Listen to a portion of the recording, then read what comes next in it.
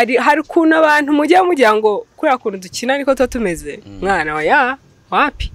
nyine like hazaba harimo na characters zitandukanye biteye amatsiko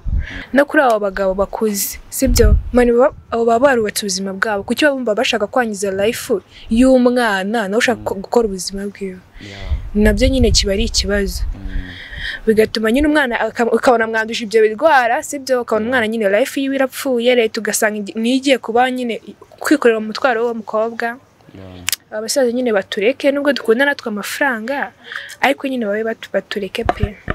Okay, ku mubyeyi ho ndakwamaze ku byo Alliane yavuze hari ubwo umubyeyi aba afite ubushobozi bwo kuguha ikintu ariko akavuga ko atakigwa kuko ngo yumva ko icyo kintu namuka kiguhaye